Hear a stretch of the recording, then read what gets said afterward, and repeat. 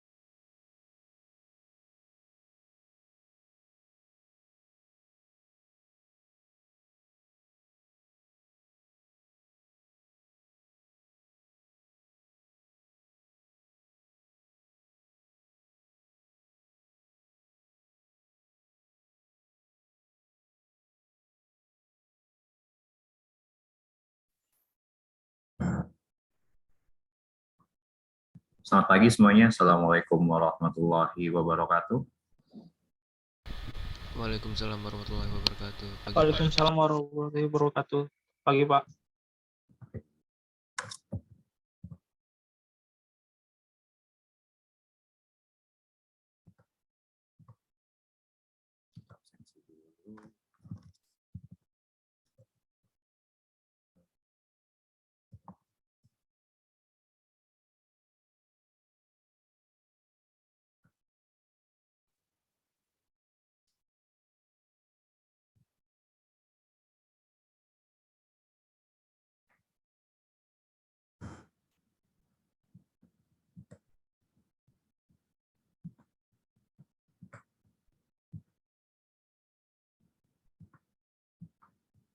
Absensinya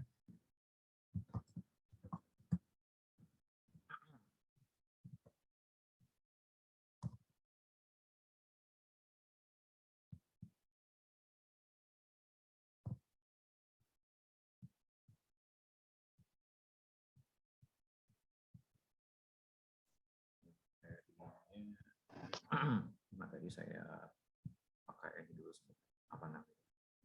Saya belum sempat buat presentasinya PowerPoint ini. Ini saya upload.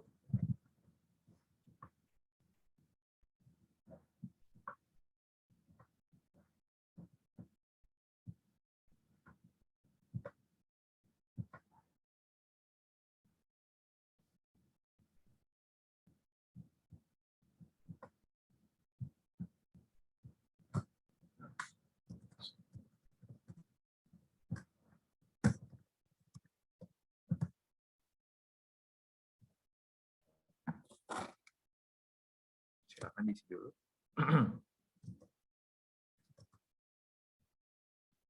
Baru 15 kurang 2, 13 kurang.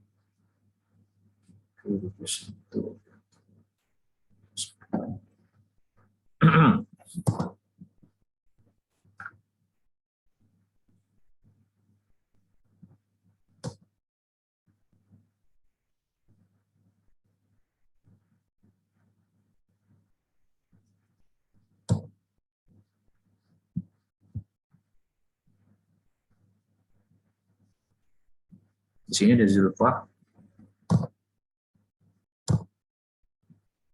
Ada Zulfa. Oh iya.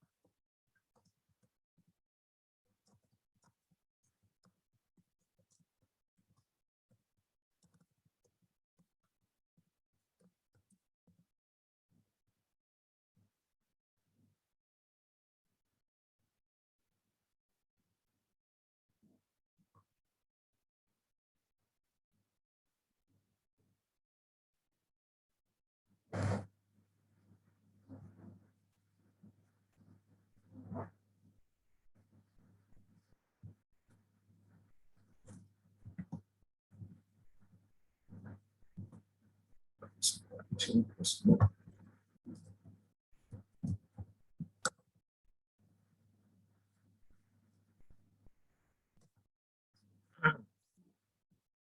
sudah diisi.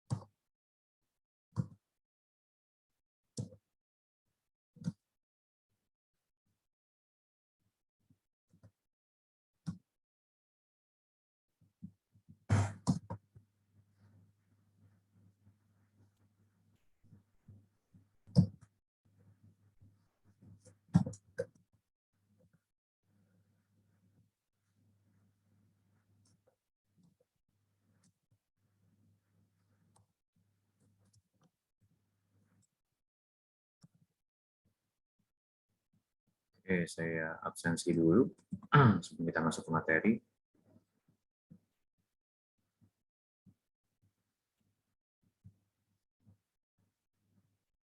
Sekarang tanggal 8 bulan 12.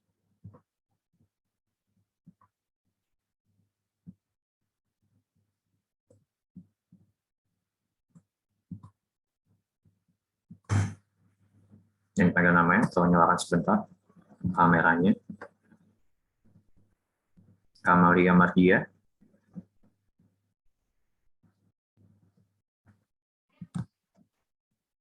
Kamalia, ya Kamalia. Oke. Aditya Duta Ramadan. Hadir, Pak.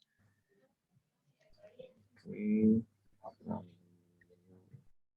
Carla Kiriwang.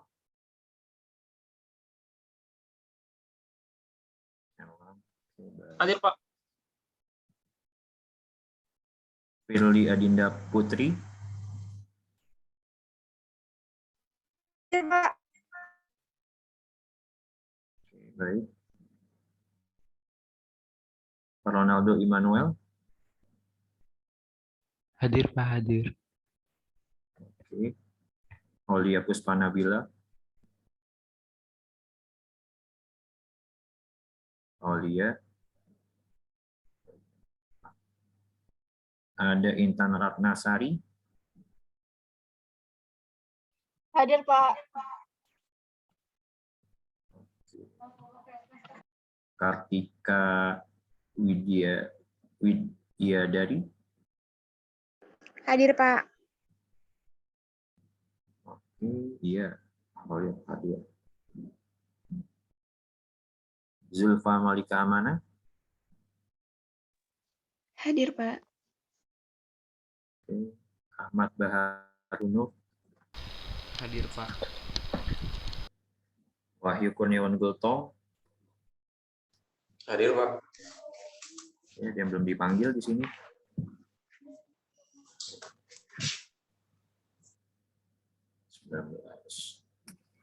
Wulandari, Pak. Hadir.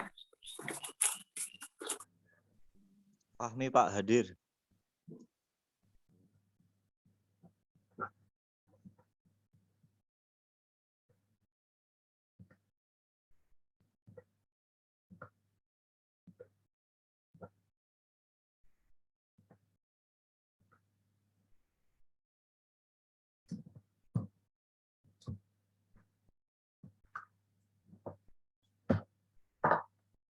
Ada yang tahu ininya? Ada yang tahu kontaknya dashboard?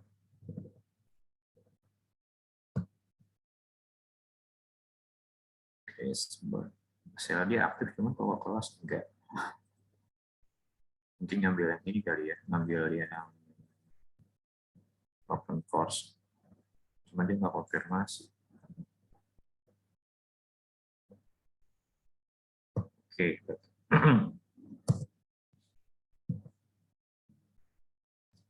Oke, kita mulai ke materinya. Materi kita hari ini masih teori. Sebelumnya dipraktekkan sebelumnya. Sebelum materi itu dipraktekkan ini teori apa ya, tentang manajemen file dan directory. Ya. Sebenarnya lebih udah banyak, kurang lebih ada banyak di waktu kita bahas CLI sih. Cuman ya menambah penunjang lah. Supaya enggak apa ya, oh tahunya ini gitu.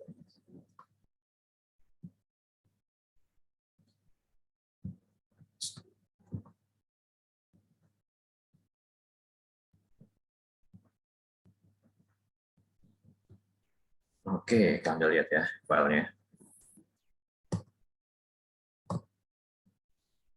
Jadi pagi ini kita akan belajar tentang struktur file sistem Unix. Jadi di Unix ini ada 3 jenis file. Yang pertama itu ada ordinary file. Yang kedua itu ada directory file. Iya apa sih namanya? Directory file dan file khusus ya. Jadi kalau yang file logalannya ya kayak sumber dari dokumen, aplikasi, terus aplikasi objek, grafik, yang sebagainya standar sih, ya. Yang apa ya bisa kayak Word gitu termasuk itu ya, file, Excel segala macamnya. Ya, di sini berkas teks itu didefinisikan sebagai berkas yang dapat dipahami oleh manusia ya, yang tersusun atas kode-kode ASCII. Kedua, definisi berkas teks. Lalu berkas teks perintah adalah berkas teks yang berisikan aplikasi pada Unix. Nah ini lebih ke script. Lalu executable binary atau berkas program yang dilakukan kompilasi yang formatnya tidak menggunakan bahasa ASCII, akan tetapi menggunakan kode-kode biner. Misalkan contohnya kayak cal sama det ya. Kami kalkulator biasanya. Itu untuk ordinary file-nya. Lalu ada directory, ya mungkin kamu udah tahu juga directory seperti apa. Tapi secara definisi adalah file yang berisikan daftar nama dari file dan bilangan inode dari masing-masing file. Nah, sebelumnya directory ini maksimumnya itu nggak bisa lebih dari 14 karakter ya. Atau bisa dibilang biasa kita sebut folder kalau yang biasa kalian. Walaupun sampai saat ini sekarang bisa sampai 255 seperti itu. Lalu ada namanya file khusus. File khusus ini merupakan file yang umumnya menyatakan suatu piranti atau perangkat keras. Di sini ada block device-nya, ada karakter device-nya, ada nama pipa. Ya, nama pipa itu lebih tepatnya seperti prosesnya sih FIFO itu first in first out nya. Nah, di dalam directory itu sendiri ada istilah-istilah yang lain, ada directory, subdirectory, parent directory, child, ada current working directory, home directory. Mungkin yang agak sedikit beda-beda dengan Windows ya. Kalau Windows ya biasanya nyebutnya kita ya directory aja gitu, atau folder atau subfolder. Nah kalau di sini istilahnya subdirectory, parent directory. Nah kalau parent ini adalah yang paling atas, jadi folder utama atau yang paling atasnya. Child itu yang di dalamnya, current working directory itu yang lagi dibukanya, home ini. Nah ada home directory. Nah home ini ya kalau di home itu isinya adalah file, isinya directory desktop, dokumen dan lain sebagainya. Jadi di habis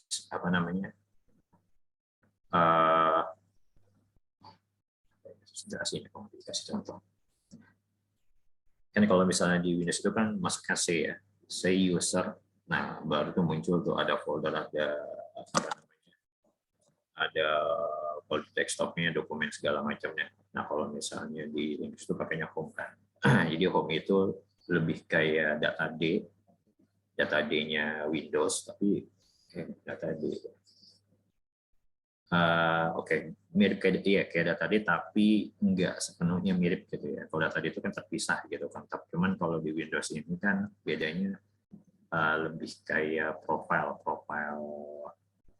usernya gitu, profile orang yang login-nya. Seperti itu. Nah, makanya sini user mempunyai directory home. Bedanya seperti mempunyai kekuasaan terhadap semua file yang dalam directory tersebut, seperti mengcreate file, hapus, dan sebagainya. Tapi bedanya kalau misalkan kalian create filenya pakai super user, nah itu perlu diganti dulu itunya.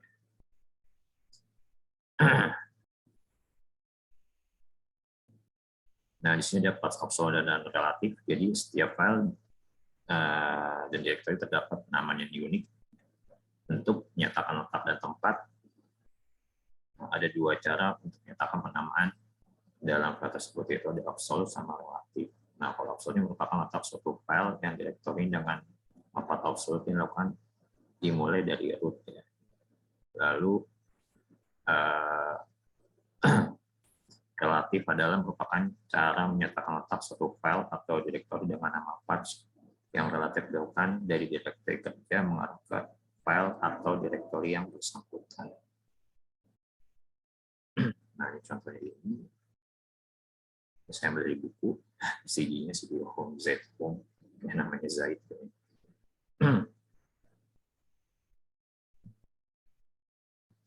Lalu ada di sini ada sistem file satu root. Nah, sistem file ya sama aja sih seperti bedanya kalau di Windows ada drive A, B, C, dan sampai Z ya, nggak bisa lebih dari 25. Jadi kalau di beberapa company yang ininya besar, biasanya dia buat mapping drive-nya ke situ sih, mapping on-premise-nya ya. On-premise itu server lokal. Server lokalnya itu bisa di mapping sampai maksimal 25. Saya pernah ngalamin tuh agak-agak susah tuh karena pernah mapping semua, mapping di bawah saya kan tuh muncul ada sebagian ketika colok USB, USB-nya bukan nggak mau kedetek, cuman nggak muncul karena si drive-nya itu udah full, nggak bisa kepakai, dia harus di disconnect salah satu dulu baru bisa muncul.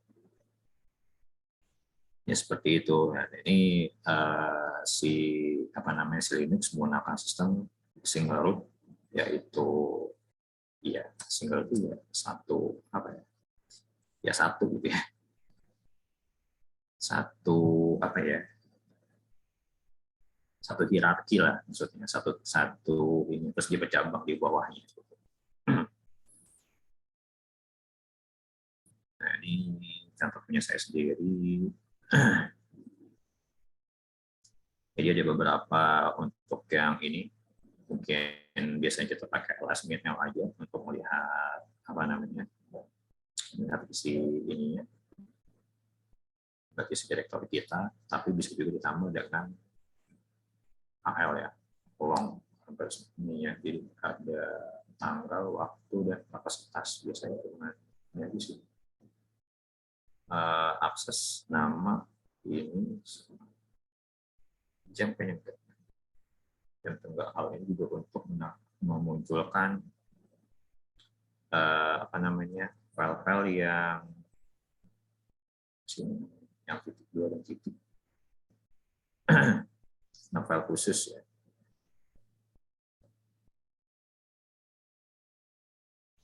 Itu jadi kalian bisa coba sendiri di Linux-nya masing-masing. Di sini Salen Erlang ada yang pakai lagi Linux? Masih Pak, masih pakai. Iya, selain Erlang sana. Yang Salen Erlang. Ini Pak, si Raihan. Oh ya, oke, ya sih. Saya juga sebenarnya mau tertarik sih. Tertarik dengan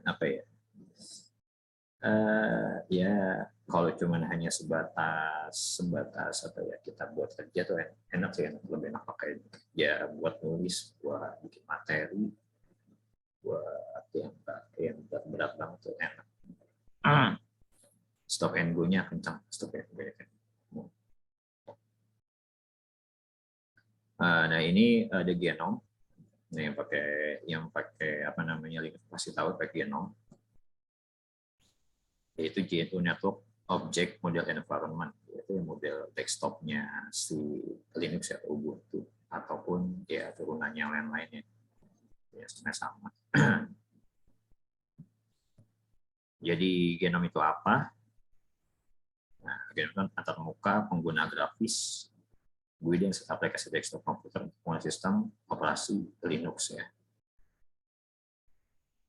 Nah, si genom ini memungkinkan pengguna untuk memilih salah satu beberapa tampilan desktop seperti, nah ini yang buat buku ini juga setuju sama ini lama banget. Sekitar Windows 11 ya.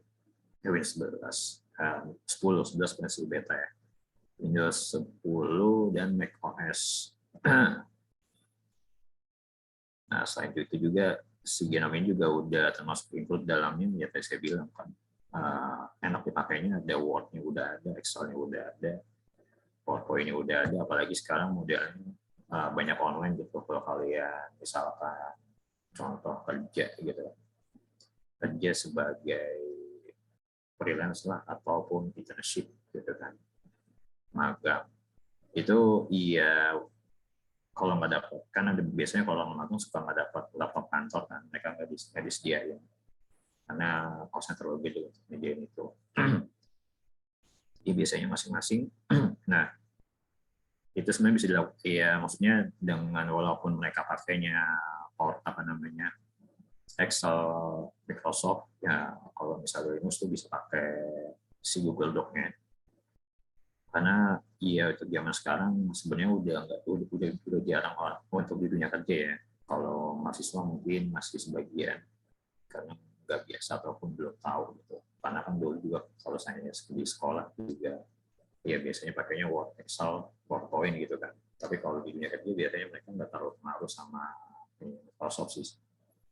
Mereka lebih suka bukannya by browser gitu ya, dari Firefox, dari Chrome, buka filenya, mereka edit, mereka teamworknya di situ. Kerjaan bareng-bareng di situ kelihatan namanya siapa yang muncul, lagi edit siapa nih, oh ini lagi siapa lagi ngisi, oh dia kelihatan. Ngerjainnya bareng-bareng bisa kayak gitu. Jadi walaupun kalian beda platform, ya it's okay, no problem gitu. Dan kebanyakan juga di orang kantor lebih suka pakai Mac. Kenapa? Mac itu ya saya bilang di Mac itu ya turunin dari Linux, turunin dari Unix. Nah, si Linux-nya ini juga secara konsepnya sama, sekalinya juga sama, ada sedikit enhancement dari Mac OS-nya. Nah, kalau yang Linux ya kayak itu enaknya di situ. Nggak perlu di shutdown, cukup sleep. Ketika sleep dinyalain langsung oke lagi jalan. Gitu sih. Seperti itu. Dan genom ini juga, nah, kembali ke materi, genom ini berasal dari usaha sukarelawan yang lama berjalan di bawah naungan Free Software Foundation yang didirikan oleh Richard Stallman. Jadi genom adalah sistem operasi Free Software Foundation dan serangkaian aplikasinya. Jadi ya si Linux ini mengembangkan Linux dari aplikasi-aplikasi Free Software Foundation ya. Nah, tambahan dari GNU-nya. Jadi lagi genom. Ini virtualnya sama kayak virtual, terminalnya, ininya ya desktopnya. Nah, di sini ada susunan direktorinya. Nah, kita udah bahas direktorinya. Dia single tree. Ada file binary buat device, PC, home, library, media, optional, service, temporary, user, variative, dan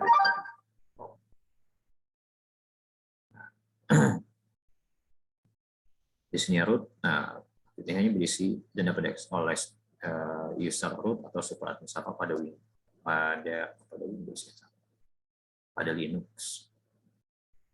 Directory tidak sama dengan root, jadi harus diperhatikan dalam penulisannya. Oke. Lalu bin, user binary-nya, directory berisikan file-file eksekusi, umumnya perintah digunakan oleh sistem disimpan dalam directory.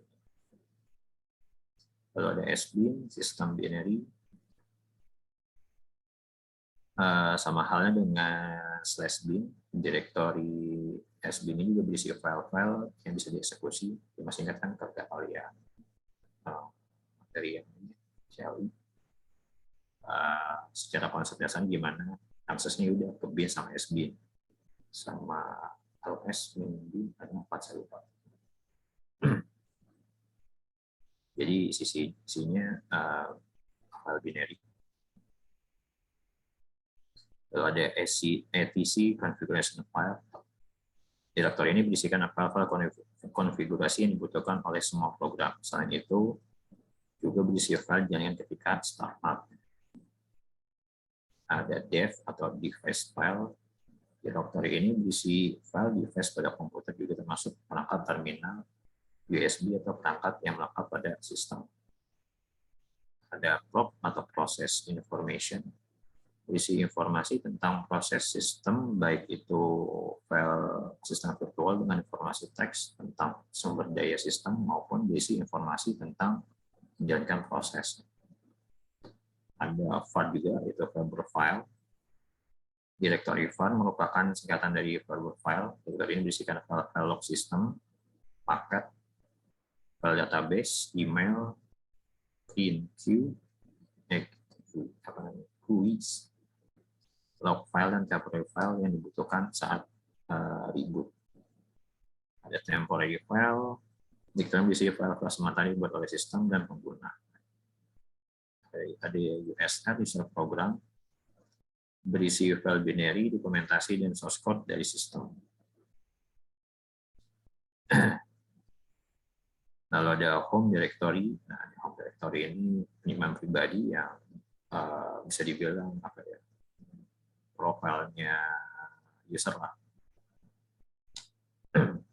Jadi disebut profile karena isinya ada desktop, ada dokumen, ada picture, dan download. Ada bootloader file, berisi file-file yang berhubungan dengan bootloader seperti kernel intrip, VM Linux, group file, dan sebagainya. Lalu ada sistem library, berisi file-file library mendukung file-file binary dalam directory bin dan sbin. Nah, file biasanya ada lb atau dan so. Lalu ada optional add-on application, file-file tambahan dari file-file tertentu, sifatnya hanya optional. Ada mnt, directory sementara di mana sysadmin dapat menemukan file sistem. Ada media, removable media device, directory tempat sementara untuk removable device. Lalu service data, directory berisikan file-file service diberikan oleh sebuah server.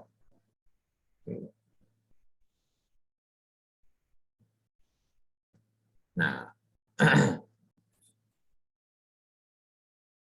di dalam Linux juga kalau kita tahu penggunaan ini alamatnya. Kalau misalkan di Windows adalah menekan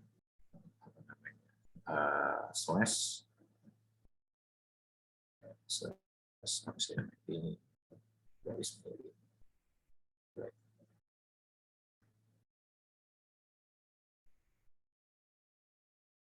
Nah, kalau misalnya di Windows itu harus ada drive-nya dulu, yaitu drive disk, lalu folder. Nah, kalau misalnya di Linux, cukup menunjukkan lokasi filenya aja, kayak seperti ini. Ya, ini terbalik ya, ininya. Garis miringnya, folder data file, folder data, dan isinya mau file apa, seperti itu. Dan juga kalau di Linux ada case sensitif, jadi apa namanya, titik kecil itu sesuatu hal yang berbeda ya. Jadi kalau ini ya, kalau D-nya besar ya besar, kalau kecil kecil. Prom, nah prom ini adalah terminalnya Ubuntu. Jadi kalian bisa memasukkan perintah-perintah di sini, nanti akan dijalankan oleh Ubuntu. Ya. Nah, sini keterangannya. Jadi kalau misalkan ini adalah nama penggunanya, ini adalah komputer name-nya, ini adalah direktorinya, dan ini menunjukkan penggunaan bahwa dia adalah user ya, atau bukan administrator. Ya. Nah, masuk ke format perintah dasar Linux. Mungkin kalian udah coba-coba juga yang sebelumnya kita materi CLI ya. Nah, ini teorinya. Nah, jadi perintah dasarnya itu adalah ininya letaknya di mana, ada S, nama perintah, dan argumen. Argumen itu di belakang. Nah, ini adalah prompt, tanda dengan karakter S, menunjukkan dia ada user biasa. Jika hashtag, dia adalah super user. Lalu yang kedua adalah ls, adalah perintahnya. Yang tiga adalah optional dari perintah, jadi tambahan. Yang tiga ini, dia ada ls-a, ls-al, ls-l, atau ls, kemudian p, dan sebagainya. Dan nomor 4 itu adalah patch, yaitu sesuatu yang diproses oleh perintah yang diberikan. Nomor 5 merupakan, nah ini argumennya. Argumennya itu dari 4 dan 5 ya. Merupakan sesuatu yang ditambahkan ke perintah dasar. Pada dasar argumen sendiri ada optional dan patch. Ada optional, ada option, dan adalah pilihan-pilihan yang digunakan untuk menyelesaikan suatu kondisi tertentu. Jadi enggak ya optional, enggak wajib, tapi membantu. Lalu di sini kita ada sorted output. Yang sebelumnya yang kita tahu adalah untuk mengecek directory itu adalah dengan ls ya, ls-l. Kita bisa tambahkan dengan yang ada mintai, bisa modifikasi waktu. Kalau s-min ls-nya besar, berdasarkan urutan terbesar hingga terkecil, dan ditambahkan dengan R, membalikan urutan sorting. Misalkan digunakan LRT untuk membuat daftar panjang, menurutkan yang terlama dengan yang terbaru. Masuk ke penyalin, memindahkan, menghapus. Mungkin juga tahu ada cp, move, sama rm. Nah, menghapus directory untuk membuat, dan membuatnya bisa mkd. Kalau membuatnya sekaligus dia masuk subdirectory bisa mkd plus min p. Untuk hapusnya juga sama. Kalau ingin menghapus satu orang ini pakai min lagi, min p bisa. Min p L1. Nah, masuk ke wildcard dan globbing.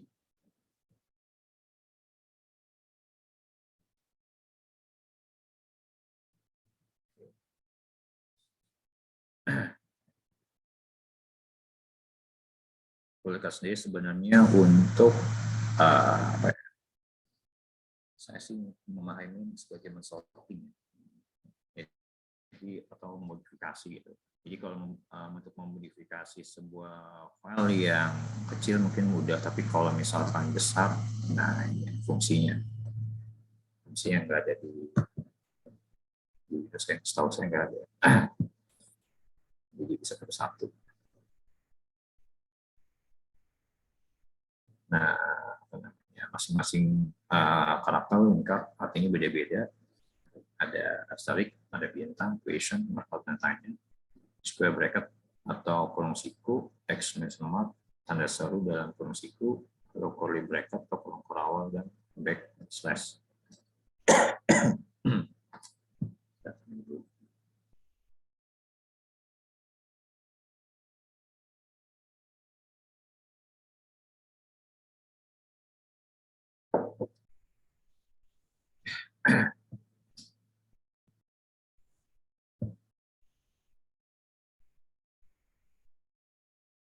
Nah, tanda bintang atau hashtag mewakili karakter apa saja ya.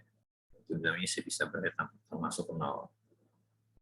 Jadi kalau misalnya dimasukkan dengan tanda ini, dia bisa mensorting file-file yang kita cari gitu ya. Jadi misalkan MP minta tanda bintang, maka keluarnya MP, MP3, MP4, ya atau apa saja. Contohnya ini, dia akan keluar nih. Misalnya .txt ya, apa namanya .a ya AB dan ABC kalau semua. Kalau misalnya di filter tadi kan ls min a bintang, kalau keluarnya adalah abc txt, ab txt dan a txt.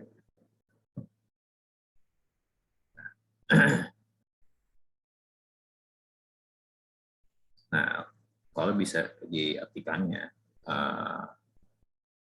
a min txt artinya huruf A diikuti dengan karakter apa saja, jumlahnya berapa saja diikuti dengan txt. Jadi nama file apa saja berawal dari A dengan jumlahnya apa? Dengan jumlahnya juga apa saja, tapi dan dengan tambahan .txt-nya, extension-nya. Lalu tanda tanya, nah karakter ini mewakili karakter apa saja, tapi jumlahnya 1. Kalau ini kebalik. Nah, kalau contohnya kalau kita mau filter komen ls untuk tipe file mp3 dan mp4, misalnya ls min mp, artinya karakter apa saja dengan jumlah apa saja diikuti karakter mp dan diikuti satu karakter apa saja.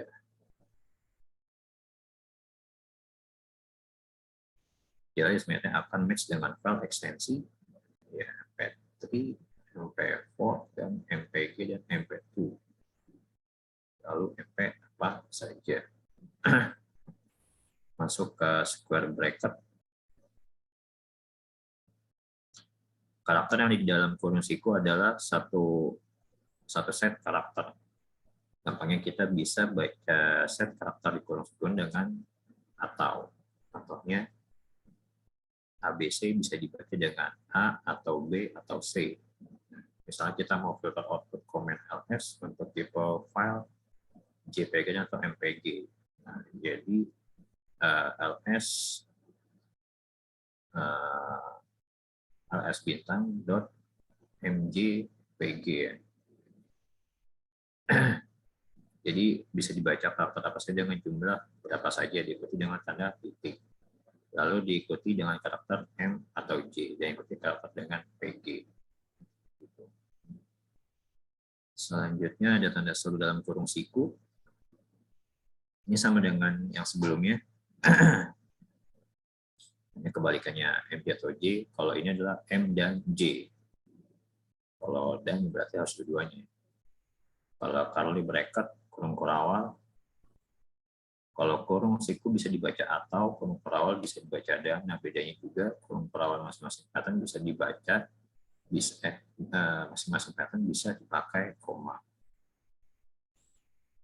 Jadi kalau misalkan OP, DF berarti ODF dan PDF. Gitu.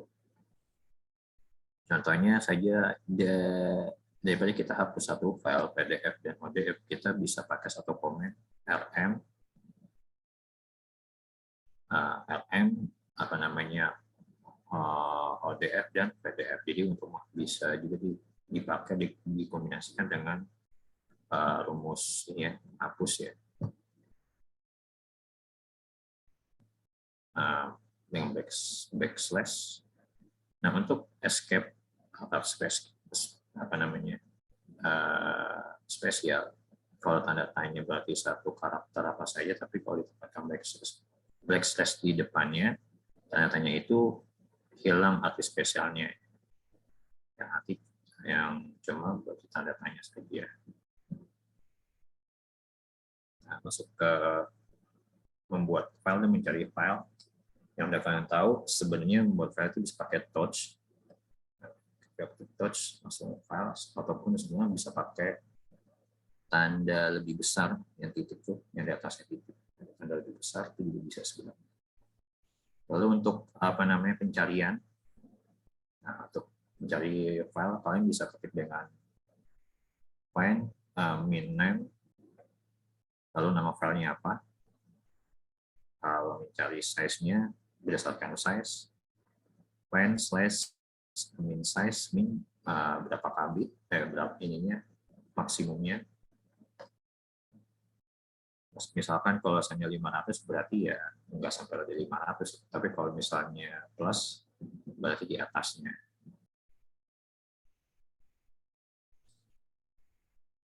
Nah, kalau dengan menelusuri directory dengan nama public, nah bisa dengan find slash type dengan d min name dan public HTML.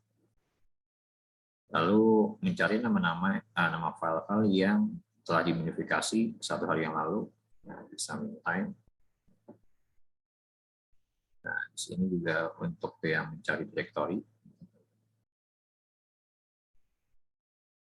Directory tertentu berarti kalian harus masuk ke directory tersebut baru bisa mencari filenya. Contohnya depannya dengan nama SC. Oke, untuk kompresi. Nah, yang ya kalau di Windows biasanya bawaannya adalah WinZip atau zip doang sistemnya. Default dari bawaan dari Windows zip. Linux belum ada sih, ada kayaknya. Jadi harus diinstal dulu. Di sini kalian bisa pakai zip antar P7 zip, P7 zip ini kayak 7 zip lah, 7 zip mirip-mirip. Kalau di Windows 7 zip ya, P7 zip full. Jadi kalau mau kompres gimana caranya? Nah, ini tanya tar, ini buat ininya, perintahnya, buat nama filenya, baru ini direktorinya. Gitu. Jadi kalau kalian mau ini kompres, tar slash min c min z min v min f namanya apa, dot .gz letaknya di folder sekian. Itu. Nah, jika menampilkannya pada extract ini untuk di kompres ke folder lain juga ini, kita tambahin ini diganti belakangnya. Untuk kompres satu file txt di arsip file name ini untuk menampilkan isi dari file itunya tadi GZ-nya dapat dengan kode ini bentar min tvf file name .tar.gz.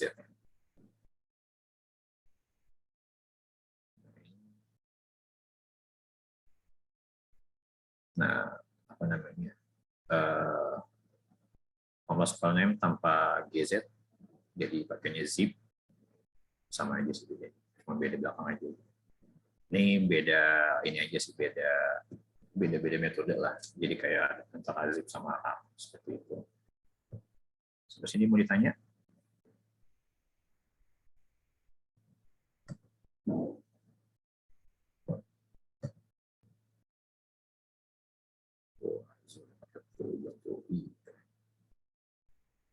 Ya, kita bisa membaca. Ada yang mau tanya sampai sini?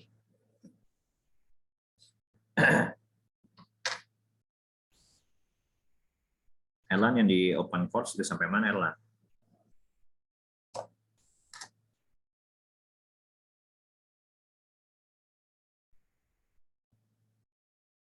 Baru dikit Pak yang di open course. Jadi nggak apa-apa, dilanjutin ya. Oh ya, kamu kan ngambil UTS di ini ya, di Jadi kamu lebih milih mana nih, UTS di open course apa di UTS yang hilang? Saya sih ngeliat nilai kamu bagus sih di yang UTS. Tergantung sih. Tadi ya saya mau ikut open course, tapi ternyata banyak juga ikut e-learning. Iya emang. Iya, materi di open course tuh banyak tuh ya. Jadi kalau saya lihat mau dibawa materinya semua, ya tergantung sih, ada yang apa namanya. Tapi saya pikir takut waktunya nggak cukup, dan apa ya, berkaca sebelumnya. Saya ngasih materi kebanyakan, mabuk jadinya.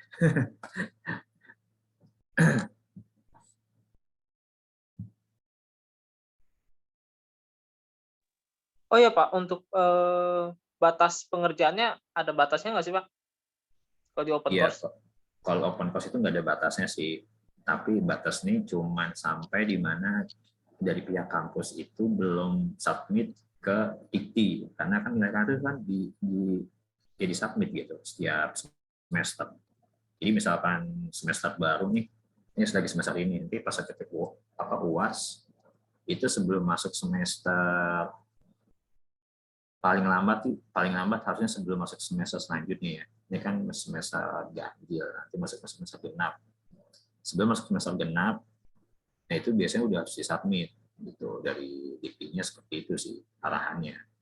Kalau udah sampai disubmit, itu sama dengan misalkan nih, contoh kejadian sama saya sebenarnya dulu waktu saya S2. Saya salah hadis juga sih, salah satu orangnya yang salah submit jawaban. Waktu salah submit jawaban, saya tanya sama dosen-dosennya, ini ya, dosen baik ya. Dia bilang apa namanya, ya nggak bisa gitu, orang udah disubmit paling nanti kamu minggu apa namanya semester depan gitu kan. Cuman kan ada satu hal, kalau misalnya diulang, kalau di swasta itu kan diulang berarti bayar lagi kan, swasta kan gitu. Bayar lagi. Kalau S2 kan sampai S1 beda SKS-nya. Itu lumayan mahal, tapi kalau S3 bisa satu mata kuliah itu bisa berapa juta ya. Jadi kalau misalnya uang otomatis kita bayar lagi ke kampus gitu. Nah kebetulan alhamdulillahnya waktu itu dosennya juga bilang, ya udah nggak apa-apa nanti, tapi saya masukin di nilainya di semester depan, semester ini gitu. Saya nggak bisa masuknya ke sini karena bisa ke dikti gitu. Jadi ya sebelum semester selanjutnya gitu. Tapi saat saya sih 1 atau 2 minggu setelah apa namanya pas seperti itu. Yang saya bilang memang di open course itu soalnya banyak. Soalnya lumayan, 100 ya, 100 dengan berapa jam, 2 jam. Jadi kurang lebih satu soal itu 1 menit, lebih dikit lah.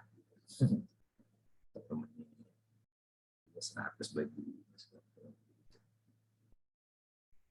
Kayak gitu. Jadi ya dikerjain salah ulang lagi. Kalau misalkan, jadi gini, kalau emang toh dikerjain open course nggak apa-apa. Kalau misalnya mau cari aman dulu ya kerjain juga itu nggak apa-apa juga. Kerjain yang ininya. Saya juga sebenarnya takut lupa gitu kan. Maksudnya di sisi lain saya kan nggak bisa akses ke open course karena bukan as teacher gitu di sana kan. Bukan as teacher sebagai mata kuliah sistem operasi. Tapi mata kuliahnya pro bono ya di situ. Ada di itulah.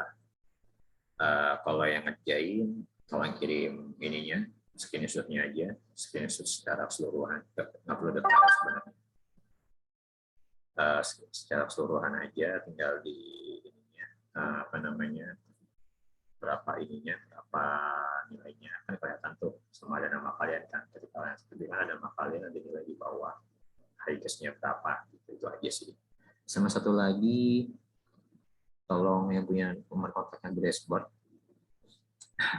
Saya nggak tahu dia itu ngambilnya kemana, karena saya nggak bisa melihat nggak bisa lihat nilai di open course. Makanya kalau dia ngambil di open course, apa bisa kirim ke saya nilainya, dia dimasukkan seperti itu. Tapi kalau enggak, ya dikerjakan, walaupun nilainya mungkin kalau ya saya sih kalau ngasih nilai UTS ya apa namanya enggak apa ya jangan memaksa saya ngasih jelek gitu ya. Sebenarnya kan soal yang saya kasih nggak terlalu sulit gitu kan, tapi jangan memaksa saya kasih saya jelek, seperti itu aja sih. Tapi kalau diisinya salah-salah ya enggak ini ya nggak mau juga gitu kan. Padahal kan secara materi yang saya kasih ada di situ semua, tinggal dibaca aja. Sejelek-jeleknya paling nggak harusnya dapat 75 lah, gitu, di bawah 7. Sih gitu. Bapak berarti yang udah ngerjain UTS di e-learning, nggak usah ngerjain di open course lagi? Iya nggak apa-apa juga, nggak perlu. Oh nggak apa-apa juga. Iya nggak perlu juga, makanya saya bilang kan siapa nih dari kalian yang saya kan waktu itu kan pas waktu itu apa namanya ini permintaan pro bono untuk ngasih tahu kalian Linux itu seperti apa supaya dia itu lebih mudah ngajarin kalian, karena kan dia ngajarinnya pakainya Linux jaringannya kan. Nah kalau misalnya jaringannya pakai Linux, kalau dari kita sendiri untuk pengoperasian standar Linux-nya aja nggak bisa, itu repot ceritanya. Itu aja sih. Repot lah ceritanya kalau misalnya akhirnya dibilang Pak kami itu bisa minta tolong ini nggak yang ini. Oh iya Pak, baik.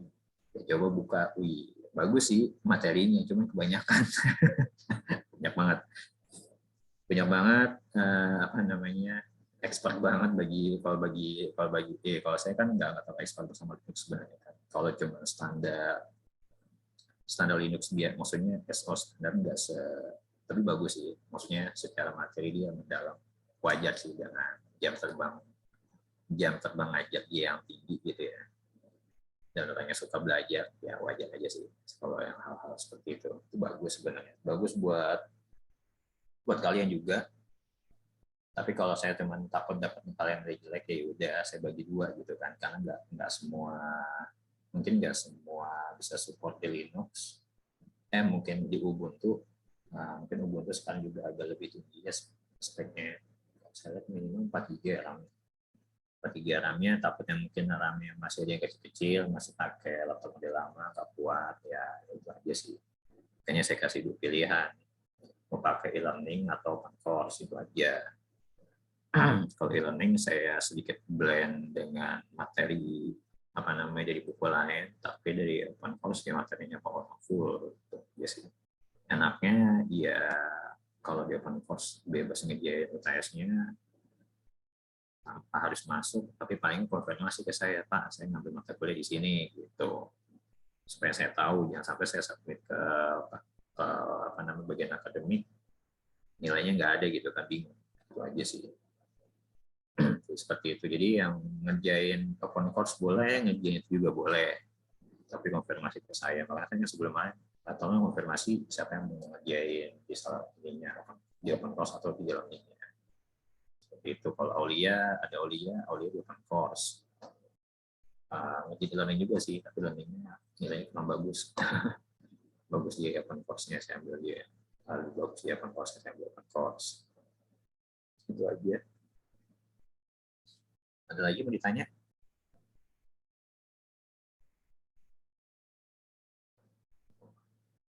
Kayaknya habis.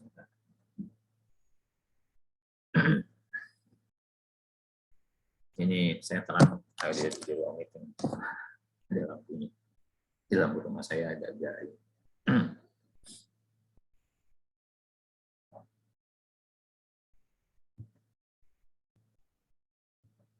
Ada lagi mau ditanya tentang materi kita atau materi yang lain, boleh. Saya akan bisa berusaha untuk menjawabnya. Yang dari kalian sini ke kampus siapa? Banyak nggak?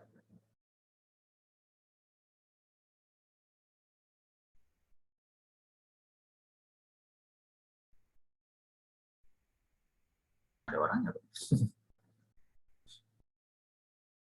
Atau yang ikut suka bikin, saya kemarin dapat info dari Propono, siapa? Ya ada Graceberg dan yang lainnya sih, itu mau lagi apa ya, dia kayak buat podcast, oh bagus ikutin aja bikin podcastnya, dicoba ininya, mumpung masih ini aja sih, ya mumpung masih kuliah, masih banyak waktu, digali terus semuanya, nanti tinggal kalian ketika kalian lulus, nah kalian udah punya bekal ilmunya tuh, gitu. Dikejar terus tuh yang sebenarnya kalau nih ada cerita, bukan cerita sih, pengalaman deh, nggak pengalaman juga sebenarnya, tapi ada beberapa pengalaman dari tempat, dari cerita dari yang lain lah.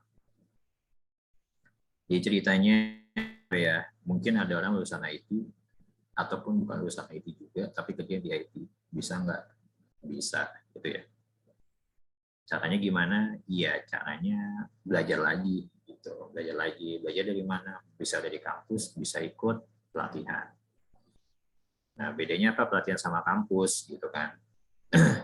Iya, bedanya kalau misalnya pelatihan ya kayak bootcamp gitu, lebih ini ya, lebih apa? Real case. Lebih langsung dibanyak dengan tes yang banyak, dicoba dan dikerjakan langsung. Seperti itu sih. Dan ada cerita ada orang bukan lulusan IT tapi jadi programmer, ada programmer apa namanya web itu ada, dia katanya ikut bootcamp harganya lumayan, sekarang lebih berapa tuh 25 juta. Nah bootcamp itu banyak sebenarnya sekarang. 25 juta itu bisa kalian bisa dibayar ketika kalian sudah dapat pekerjaan. Macam-macam sih, ada yang macam-macam bootcampnya, ada yang apa namanya pas waktu apa dapat pekerjaan, atau ada juga yang minta uang di depan dibuka. Nah, yang saya lihat adalah iya sebenarnya apa yang ada di open course itu punya kampus kita sendiri itu udah cukup banget buat modal kalian tuh buat kerja gitu. Jadi tinggal kalian gali, kalian pelajari, kalian ulangi ininya. Ketika kalian sudah mahir, nah itu cepat gitu. Seperti itu. Dia banyak dibutuhkan. Contohnya lagi kalau misalkan sebenarnya banyak bootcamp yang di luar sana itu kan mereka kan menjanjikan pasti dijamin kerja gitu ya. Disalurkan, dijamin kerja disalurkan, dan itu dibantu sama mereka. Ada yang dibantu, ada yang enggak. Kalau mau ya, tapi ada juga yang enggak, banyak juga mereka yang dibantu dapat kerja juga sih, seperti itu. Jadi kembali lagi intinya adalah kalau misalkan maksudnya buat apa sampai bayar puluhan juta, toh kalian udah punya akses ke sana gitu kan dari kampus. Maka pelajarilah apa yang ada di open course itu untuk menjadi skill kalian. Ketika nanti sudah lulus ataupun ketika kalian sebelum lulus pun bisa juga, mungkin nanti semester 5 ataupun 7 ataupun 8 itu bisa di ini. Jadi ya berguna banget lah. Dan saya anjurkan banget untuk kalian lakukan ininya. Nah, ketika kalian belajar itu pun dengan banyak itu nanti akan terinspirasi nih. Terinspirasi untuk apa? Untuk bisa buat nanti modal buat skripsinya, modal buat bikin bukunya.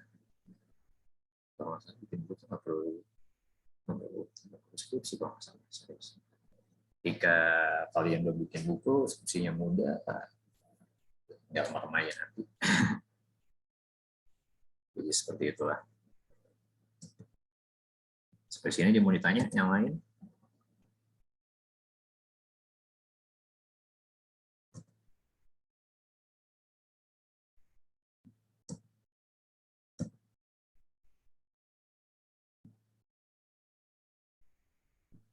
Oke, kalau nggak ada, kalau gitu saya akhiri perkuliahan kita pada pagi hari ini. Sampai jumpa kita di minggu depan. Sehat selalu semuanya. Wassalamualaikum warahmatullahi wabarakatuh. Waalaikumsalam warahmatullahi wabarakatuh. Waalaikumsalam warahmatullahi Waalaikumsalam wabarakatuh. warahmatullahi wabarakatuh. Terima kasih, Pak. Ya, sama-sama. Quick, this video is almost over. Don't waste any more time.